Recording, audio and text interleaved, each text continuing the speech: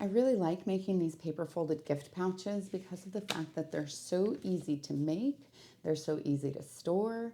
I'll make up a bunch of these at a time and then I just put them in a safe spot. And anytime that I want to bring something special to a friend of mine, or I really like to do these for Valentine's Day for my kids too, then I can just pull them out and I'm ready to go.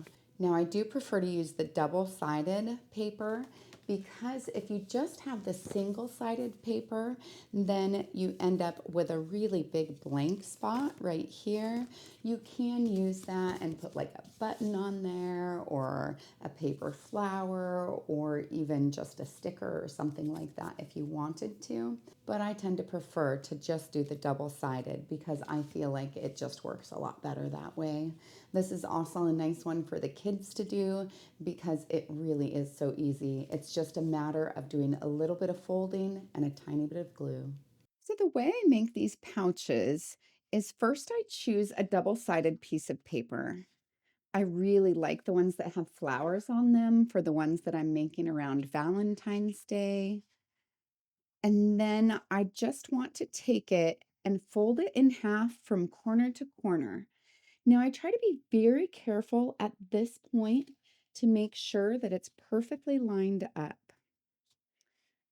And then I press right along the edge. And if I've done a really good job lining it up, then that corner should be spot on.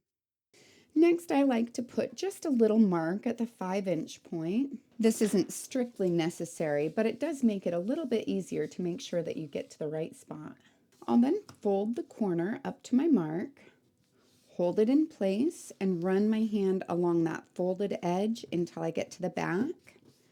And then I can straighten it out there. One of the things you can also do is use something like this bone folder, which is used in origami all the time, and you can press those edges so that they hold really firm.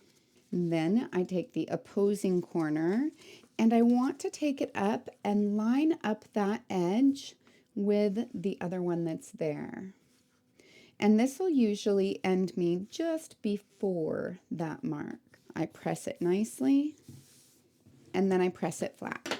And then I take this first flap here and fold it down. I press it first with my hand and then with my device.